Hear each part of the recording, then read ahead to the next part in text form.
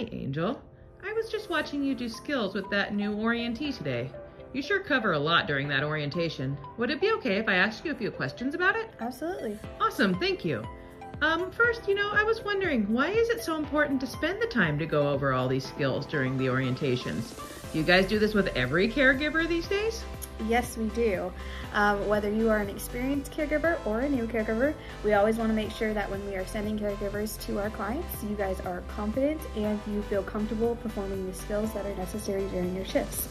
So skills is an important time when we make sure that you feel confident and you are leaving these doors feeling ready to go for your shifts with your clients.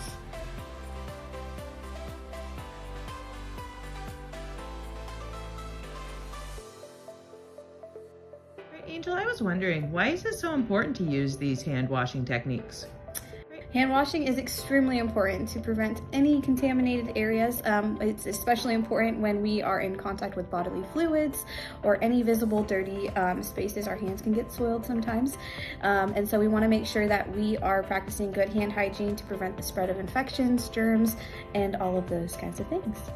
Okay, well that makes sense. I understand that. But I was wondering, why can't I just use sanitizer, especially after COVID? There's hand sanitizer everywhere. Can't I just use that? Great question. We can use hand sanitizer when hands are not visibly soiled, but we recommend only sanitizing our hands about 5 times until we wash our hands. It is important and it is best to wash our hands more than we think. So after 5 times of using hand sanitizer, it's always safe to just wash your hands. Another question I thought of. This came from the demonstration I saw you do during the skills, but I was wondering, when transferring someone who has an affected left or right side, why does the caregiver hold the gait belt from the front, practically knee to knee with that person? Why would you not grab and support mostly from the affected side? Great question. So we always want to make sure that when we are transferring any clients, we are using proper body mechanics to protect not only ourselves, but also the client. We want to be able to use that gait belt, one hand on each side, so we are supporting the body. We have a better grip of if the client were to slip, making sure that we're able to catch them in a proper manner. And then we also want to be able to use the knee to knee and bending our knees when we are transferring clients. Just to make sure that it can prevent the client's knees from buckling, and it also just better supports them overall. We also want to encourage, when we are transferring, supporting that weak affected side, and instead leading with their strong side when transferring them to any. Oh.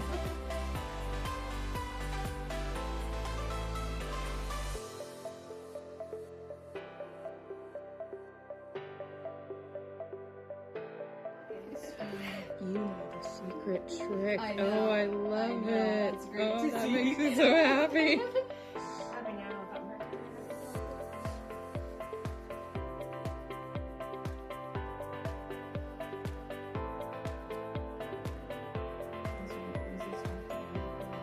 Yes, true.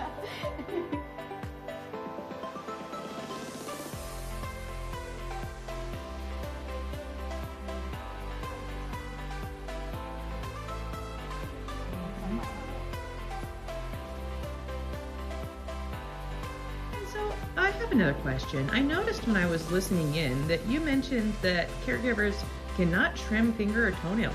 Why in the world is that? I mean, I trim my wiggling kids' toenails all the time. What in the world could possibly go wrong? It sounds simple, but it is risky. When working with clients, we do work with older adult clients, clients with diabetes, and even clients with congestive heart failure. When providing foot care, we are able to file nails, but we prevent our caregivers from trimming nails.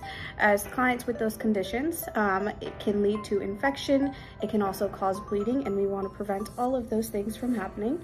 So when it comes to providing nail services, we do often refer our clients to nurses or podiatrists to get these services done.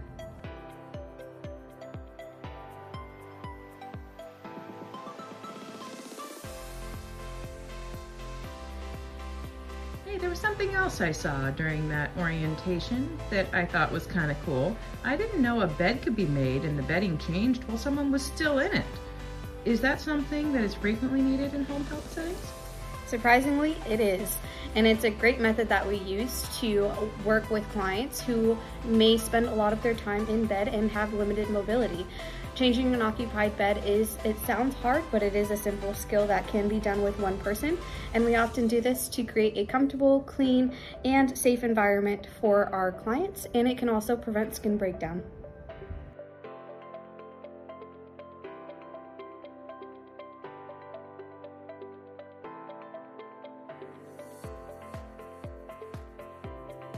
All right, one last question for you, Angel, while I've got you here. I heard you mention during the orientation that people shouldn't use toothpaste on dentures. I haven't heard that before. Why is that?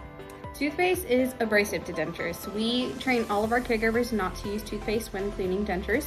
We want to make sure caregivers are using denture paste or denture-specific cleaning products when cleaning dentures.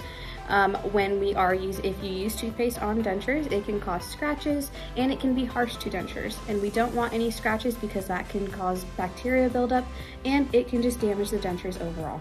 Okay, cool. Well, thank you for that information. And I really appreciate your time here today and you answering all of my questions. I sure am glad I happened in upon your right at home orientation. Of course. Thank you.